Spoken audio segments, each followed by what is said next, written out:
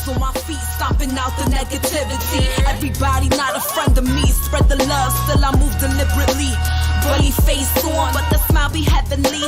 Brooklyn girls, so they love the energy. Love sincerity, so I take the liberty to take them on a journey lyrically.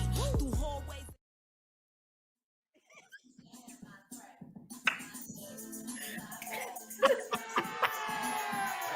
Alexa off. Nick, oh my goodness, we got a hot one today for ya. Woo, child. Hey, beautiful. Hey, you would think today we're talking about ass licking and whatnot, but we're not.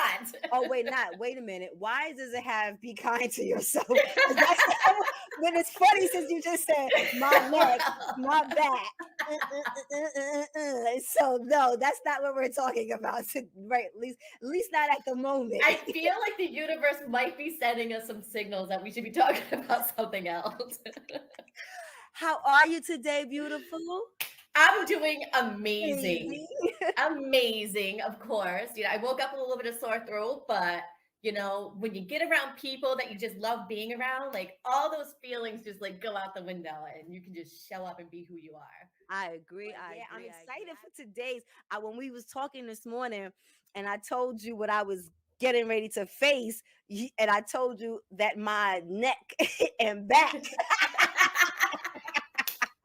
was hurting me this morning because since I'm getting ready to go away, when I leave, my dude leaves to go on his trip. So it's going to be like 2 weeks, maybe a week and a half before I see him again. So we've been trying to get it in. And this morning, I had a little stiffness in my back. Thus, the song, the intro to today's episode of The Next Chapter, where we discuss shades of gray, everyone. Hey, welcome back to another episode of The Next Chapter. And this week's topic is an interesting one, I will say the least. Are you ready to introduce this week's topic, Melissa? Yes. So you would think that we were talking about sexual experiences, but we're actually talking about anxiety. Ooh, child.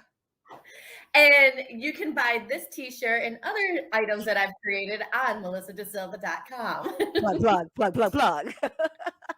My other t-shirt that I love is brains are the new tits. That's another t-shirt that I have. We have to see that shirt.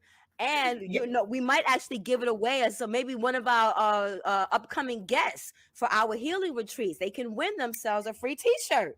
Yes. Nice. I love that idea. Nice. So I wanted to talk about anxiety today because I feel like we talk about anxiety for like test anxiety and maybe anxiety for the younger generations. But what about anxiety for us? Like we're older now, we're supposed to know what to do with this anxiety stuff. I know that you're having anxiety about this journey that you're going on. I used to have like horrible social anxiety and people will like be like, what? You? Oh my goodness, like tears running down my face, wanting to vomit before having to go and do something new. So, you know, I've dealt with anxiety and then I have clients that deal with anxiety. And anxiety is like one of the most common mental health issues that affects almost 40 million people a year. In the United States. Can you believe that? 40 million just in the United States. Just in the United States. Yes. And 23% actually are women who suffer with anxiety, 14% being men. Okay. My thing is, I think men probably have a little bit higher, but because of society, we just don't recognize that as much. So, you know, anxiety disorders are just as real as having like diabetes or dementia. Like it is something that, you know, you can have. It's from genetics, it's from brain chemistry, it's from your personality, it's from life events, all coming together and how you experience, you know, stress. And so I think anxiety is something that we need to talk about a little bit because a lot of us experience it and we don't even realize it. And a lot of us experience it. We don't know why. Like, why is our body reacting this way? So I have a clip. I don't know. Do you have it queued up? We can look at what is anxiety in the mind. Much longer. It's all part of the threat detection system, which all animals have to some degree to help protect us from predators. Anxiety starts in the brain's amygdala, a pair of almond-sized nerve bundles that alert other areas of the brain to be ready for defensive action. Next, the hypothalamus relays the signal, setting off what we call the stress response in our body. Our muscles tense, our breathing and heart rate increase, and our blood pressure rises. Areas in the brainstem kick in and put you in a state of high alertness. This is the fight or flight response. So that's what actually happens in the brain when we are faced with threat. And, naturally we think like threat of getting hit by a car or running into a scary dog. But it's interesting because our brain takes in different signals of like everyday things as being a threat. And so that's when we get this constant excessive worriness throughout our day. So Kitty, you were talking about today that you were feeling anxious. And what you're feeling anxious about is not something that's going to kill you, right? I don't know. I'm telling the truth. I don't know. I mean, I'm hopeful. I'm gonna say no, it's not gonna kill me. You know what I'm saying? Exactly. But however, I have let's share with the audience what we're talking about. So, for those that are unaware, I am traveling to Senegal, Africa tomorrow, Thursday. And normally, when I travel, I travel inside the United States. So normally when I travel, no matter where I've gone, California, down south, Puerto Rico, even Mexico, I always take my cannabis with me because I never want to, worry about having to cop where I'm at. You know what I'm saying? I want to always be prepared. But it's been illegal, since I've been smoking. You know what I'm saying? So I travel, I sneak my cannabis on the plane and, I keep it going. But so I was getting ready to prepare to do the same thing for Africa. And everyone, I mean, everyone, except for maybe one person, it said, don't do it. The laws, people outside the United States don't recognize the laws of the United States. Like, don't chance it. And because this is a work trip, I'm not going to mess up my reputation as a filmmaker, as a business owner, just so that I can smoke. But the anxiety behind that is that I smoke every day, and smoking every day keeps me calm, keeps me level, keeps me, I feel, focused. So I'm nervous that I'm going to be somewhere for 6 days. You know what I mean? 6 24-hour days when I smoke at what? I smoke at 7 with my coffee. I smoke again probably at 11. Then I smoke again at 3. Then I smoke again at 7 or 8. Then I smoke again at, before I go to sleep. So that's 8 or 9. Then I smoke again when I wake up in the middle of the night to go pee. I smoke at 3 o'clock in the morning. And then I find myself always smoking at 4:20, then I go back to sleep. So it's a constant. Now I'm not smoking a blunt, or each time I'm pulling on the same, probably I'm smoking maybe a blunt a day, and I'm smoking that blunt all day. But again, you saw how many times I didn't even count. That's how much I smoked. So 6 days. Yeah. 6 days. And so when you're thinking about that, how are you feeling in your body? Friday, Saturday, Sunday, Monday, Tuesday. So are you feeling like this feeling of like unrest, like irritable feeling? Like, what's the body telling you right now as you're thinking about those 6 days? Well, when I told my daughter that I wasn't going to be smoking for 6 days, she said, but you're going to have an attitude. So I was like... So there's this fear around the unknown. Right. So in yesterday's meeting, I said to my team, as I'm patient with myself, I ask all of you to be patient with me. So I think let's be honest here. My anxiety comes from the unknown. Yes. And it comes from me not knowing how I'm going to react when my body is so used to this routine, that I mentally have convinced myself that keeps me calm. I've told myself this. So because I've told myself this, that's what it does. I don't know if it really does that. But in my mind, the act of actually taking a deep breath in is part of what calms you down too. Okay. So if we step back and kind of look at this as a larger view, you're feeling anxiety. So your brain is saying, we are in danger. And we're in danger because we don't know what's going to happen in the future, right? Okay. When we are in that state, we get into that fight or flight state, right? Okay. That's what your brain is happening right now. But when we step back and look at it, you don't need to be in a fight. Ooh, StreamYard shade. You froze on us.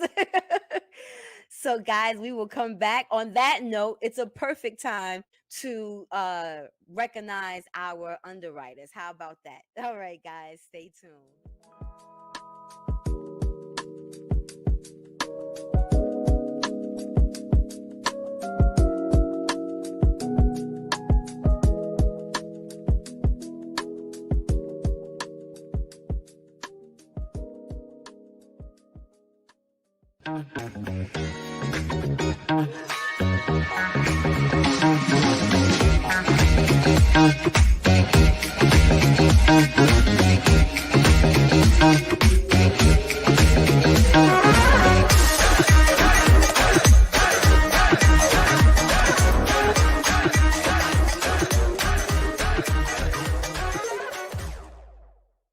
See, I don't know you at all, but I'm bout it if you bout it.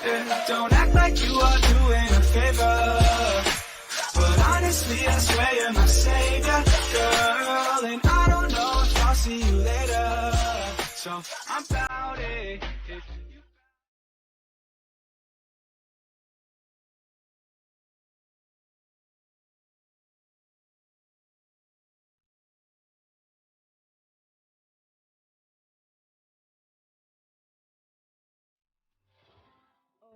Sade's Skincare takes pride in using natural, nurturing skincare products to make New Yorkers glow and love their skin.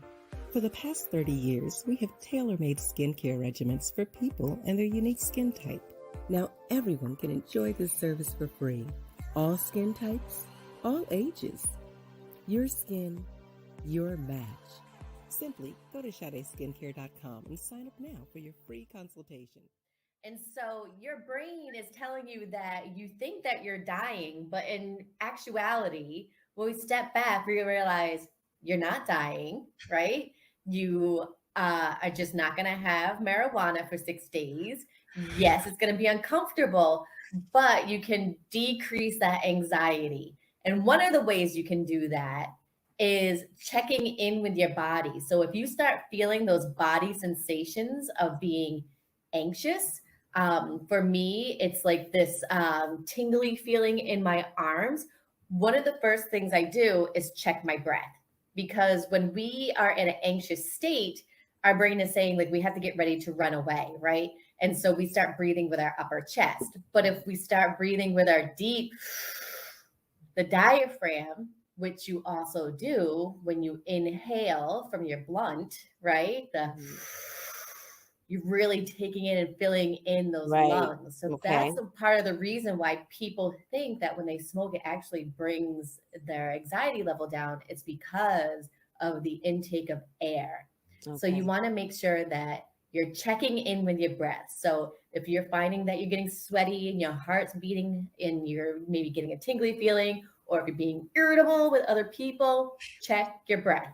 That's one of the things that like I tell myself, I tell other people. That is almost the body and brain's first trigger that we are in trouble, is when the breath starts changing. So that is the number one way that you can automatically shift from anxiety to being more calm.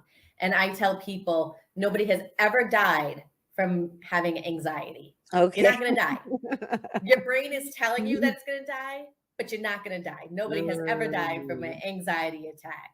So that's one of the things, is checking in with your body, making sure that you breathing, bring a calmness to the, and that is one of the immediate ways to deal with anxiety.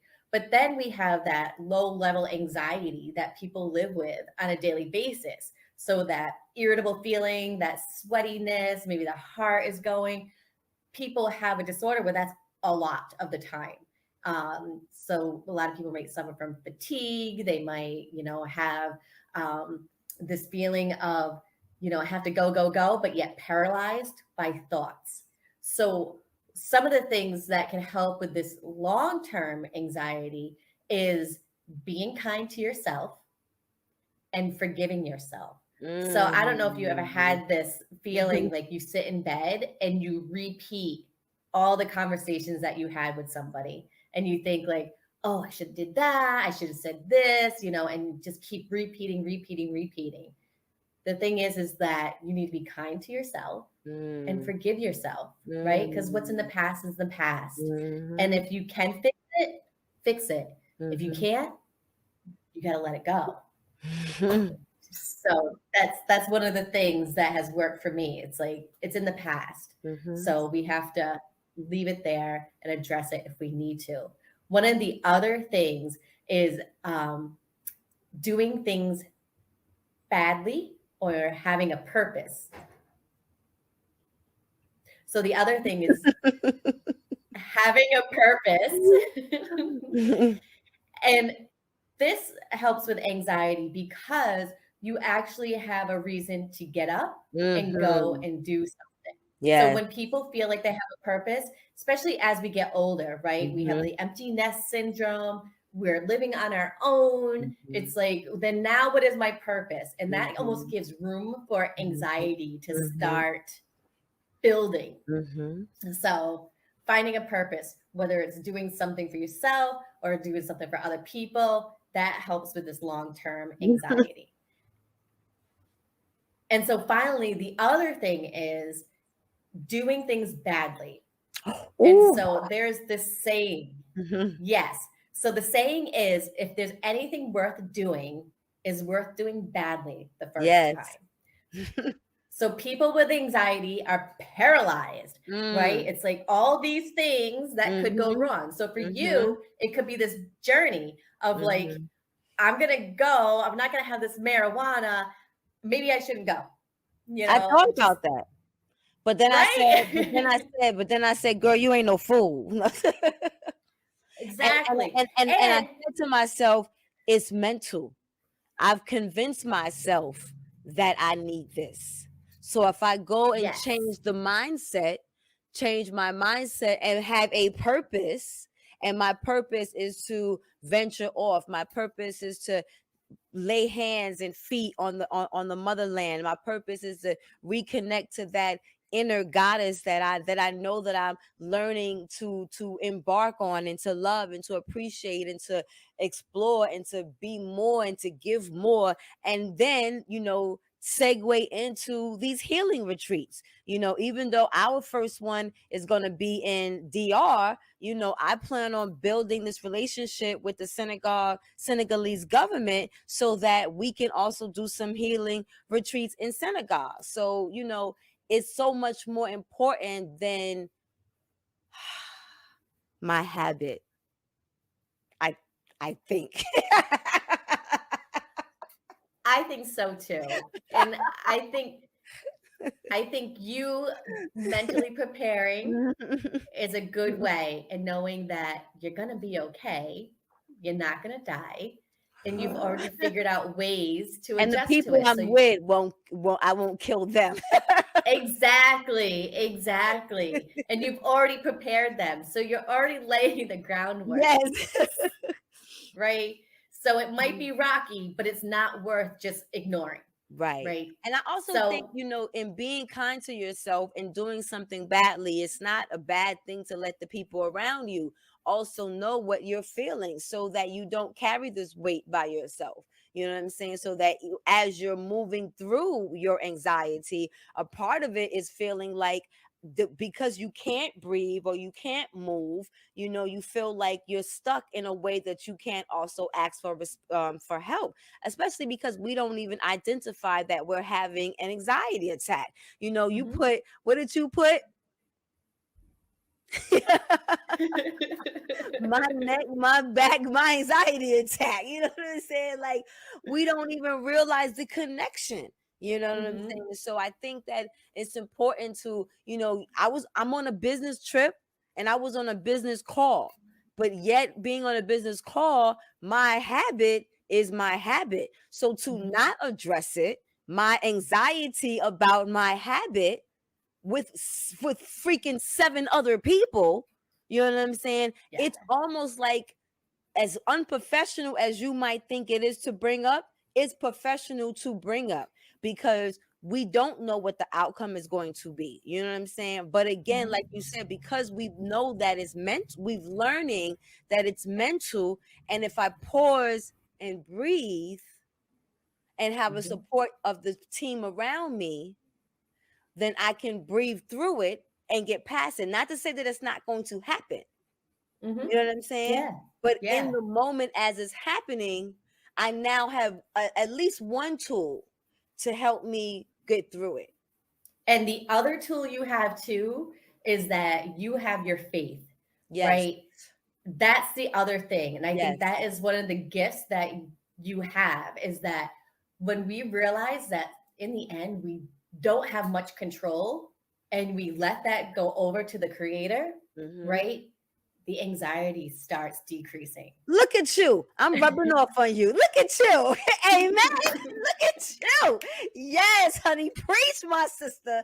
Exactly. And that does. You are absolutely right. That is definitely a huge factor, because this trip is divine. You know what I'm saying? So I'm not going to fuck up the blessings that the creator is setting up for me because I want to get high.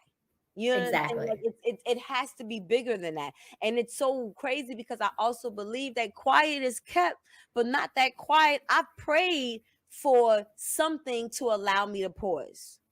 You know what I'm saying? I smoke every day. So even, and I don't smoke naturally. I don't smoke through a pipe. I smoke in paper. So I'm still putting danger to myself with my habit. So I secretly have prayed to let me be in a situation where I had to take a break or I had to pause. But being here in the house every day doesn't allow for that situation, because that's, one of the reasons why I do smoke as much. Even when I had my business in Harlem, when I had my retail store, I smoked in my store. Like I smoke everywhere. You know what I mean?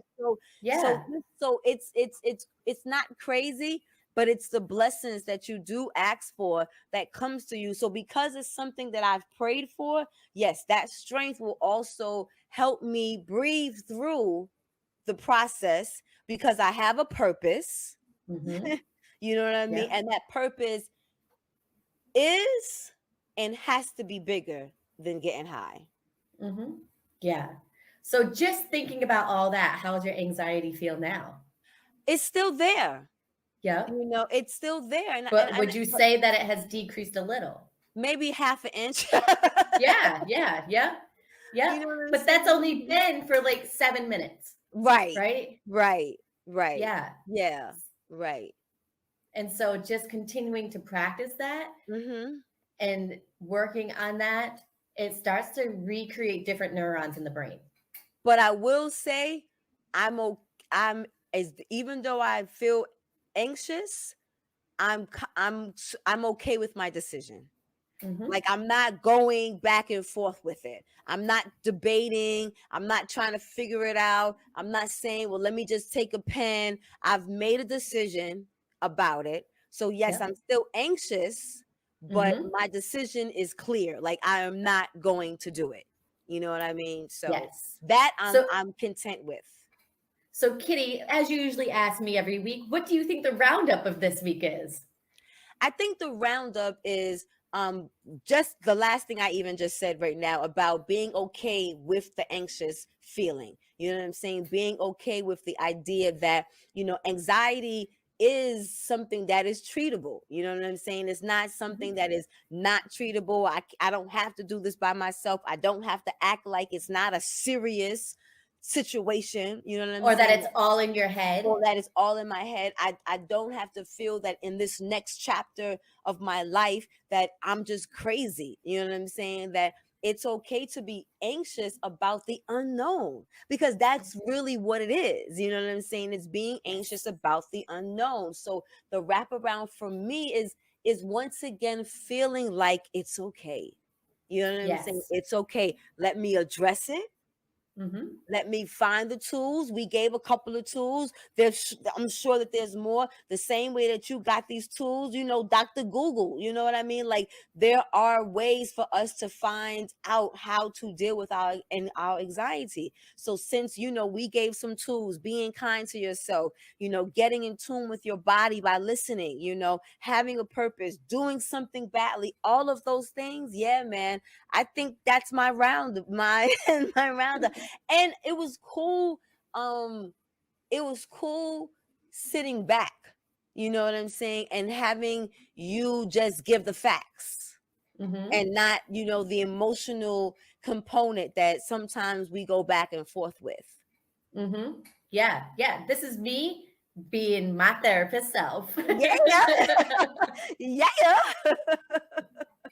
Yeah. So we want to thank excuse me, everyone. We want to thank our underwriters that have contributed to this week's broadcast of the next chapter, where we discuss shades of gray.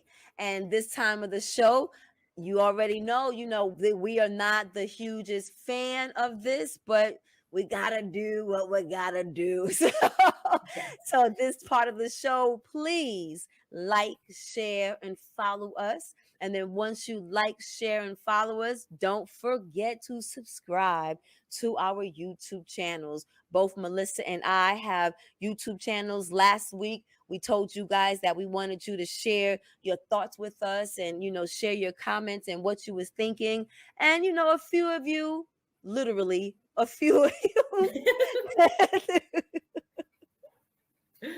did, but we appreciate the few that did, but we want more. You know what I'm saying? We get encouraged by the thoughts that you have thinking, because we are in this next chapter of our life, but we know that you're in the next chapter of your life as well, and that's one of the reasons why we're so excited about these healing retreats that Melissa and I are putting together. The first one being in the Dominican Republic that's coming up. So, for you guys to get more details about that, please find us on Facebook, the Next Chapter Healing Retreats, and you can find out all the information, all the places that we plan on going, and what we plan on giving to all those that join us, because these are small, intimate trips. These are not like hundreds of people joining us. We're taking small groups. So in order to find out exactly what that's about, you have to find us on Facebook and join our group, and you'll get all that information, and you'll be able to sign up to our healing retreats. But the way to find out and stay in tune with us is by subscribing to our YouTube channel. And when you subscribe to the YouTube channel, then like, share, and follow. That's right. Any final thoughts from you, beloved? I think that's all I got for today. I'm all thought out. Guys, this was Melissa's show today. What are we thinking? I think it was fabulous. Fabulous. And we just, started off with one of my favorite songs. Wait, let's go off to that. We'll go off to that, and not too much of it, because we don't want copyright issues. And then we'll go into our ending. So on that note, everyone, go ahead, Alexa. Can she hear me? Play My Neck, My Back. My Neck, My Back by Kia from Apple Music. Kia. All right, guys, from the next chapter, we appreciate all of you guys. This is where we talk about shades of gray. So until next week, this is the next chapter, y'all. Bye. My- Legendary ciphers get the MCs in the jobs. The city never sleeps. Slept from 1 to 5 when COVID hit the block and we had to stay inside. Tough love is all I know, so be gentle with my soul. Learn to navigate winters with no coat. If you never been cold, never been broke. Hustle 24/7 just to stay afloat. So New York, like dollar pizza in the cold. Shit, that real life break from the heart of the city is as hard as it gets.